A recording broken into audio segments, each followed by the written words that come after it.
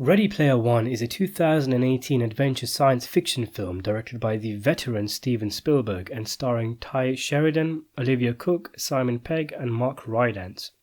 I heard a lot about Ready Player One before I actually watched it.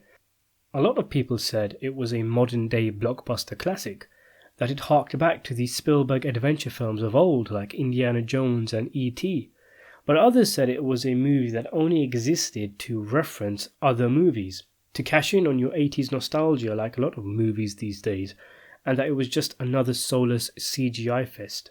I never really had that much interest in seeing it, because it did look like a generic CGI fest, even if it did have Spielberg's name attached to it. And to be honest, the big man's work hasn't really impressed me much in recent years. His serious dramas like Lincoln and Bridge of Spies tend to be quite boring and sappy. The latter actually came across as pro-American anti-Russian propaganda.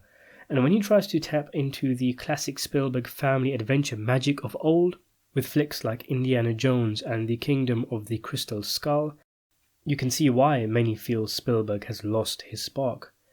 Ready Player One is a very interesting project for Spielberg to adapt though, as it's a book that seems like it exists solely to reference all your favourite 80s films. Given that he himself is a staple of that milieu of movie making, it's almost like Spielberg's love letter to himself and the kind of movies he's famous for, something he's delivered late into his career in his 70s. It kind of reminds me of The Irishman, Scorsese's film, his gangster flick which he made as a kind of curtain closer to the films he used to make back in his prime, using the same bunch of actors as he used to. And like with Scorsese's flick, Ready Player One isn't exactly trying to simply replicate Spielberg's glory days, because it utilizes a modern plot and modern effects from Industrial Light and Magic, being a film set mostly in a kind of virtual PlayStation game. So the story in this flick is set in the year 2045, where living conditions are harsh. Most people, rather than tend to their problems in reality, plug into the OASIS, for the sake of escapism, where they pretty much live their entire lives, aside from eating, sleeping and shitting. A virtual reality world, the Oasis is the haven for the inhabitants of the world to escape their mundane, boring lives, and it was created by the eccentric nerd James Halliday, played by Mark Rylance, and it was quite funny seeing this Shakespearean actor playing an agey, geeky character. When Halliday dies, a hologram version of him appears in the Oasis, where he promises complete control of the Oasis and an immense fortune to a worthy heir who is able to complete a 3-part contest which involves a seemingly unbeatable car race and some riddles which require knowledge of Halliday's encyclopedic familiarity with real-life pop culture. Our hero is Parswell, played by Sheridan, and his quirky group, but they are up against corporate bad guy Ben Mendelsohn, playing the head of a shady organisation who wants to win the challenge so they can make a lot of money out of the Oasis. The movie's key selling point, and perhaps the reason why the book was even made in the first place, are the references and Easter eggs. And believe me when I tell you, the film is littered with them.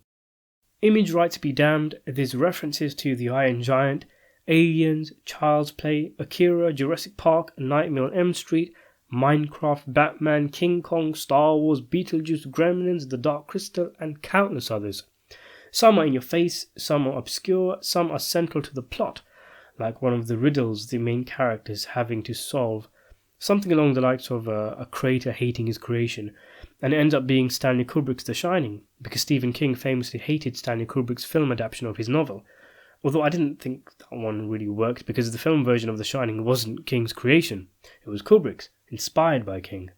Either way, it paved the way to a great sequence where our heroes have to go into the actual film of The Shining, and you get a genuine rush of nostalgia seeing all the familiar images and spooky soundtrack from Kubrick's classic film.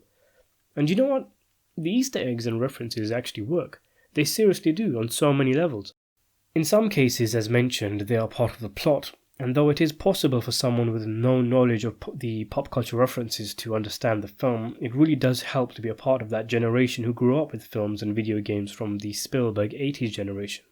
But if you imagine yourself watching movies like, say, The Evil Dead, and then you squirm with excitement seeing Freddy Krueger's claw in the basement, Things like that are happening round the clock in this film on steroids. And it's really cool. It's great fun. There's so many references that some of the fun is in discussing the film after you've seen it. Some people picking up some things and some people noticing others.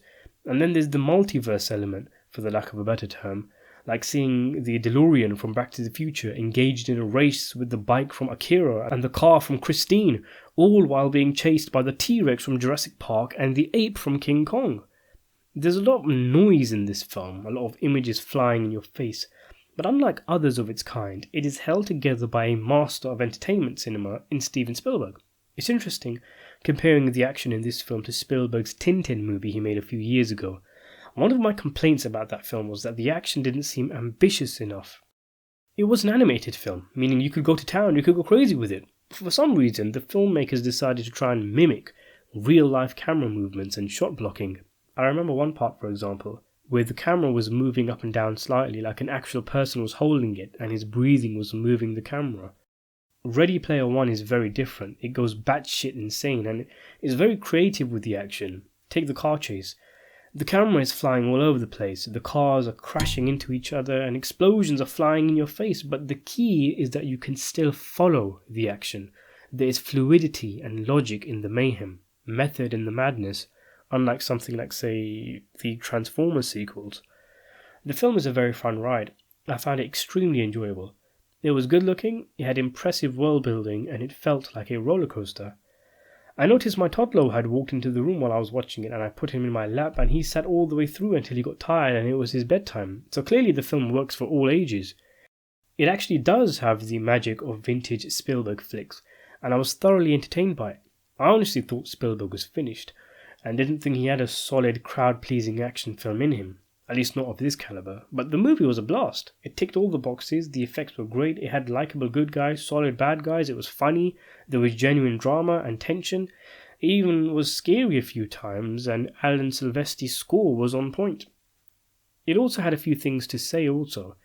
It's not exactly an Ingmar Bergman movie, but I found the film's comments on online culture and the isolating effect it has on people interesting. I did think the film was a little long though, at about 2.5 hours. It started to run out of steam near the end. I wonder if it would have been a bit better to have the big battle that ends around the 2-hour mark to be the climax of the film, instead of the after-climax that follows, where you start to feel a little fatigue. To conclude, I found Ready Player One to be a very fun, spectacle-based popcorn flick. I give it a 7.5 out of 10.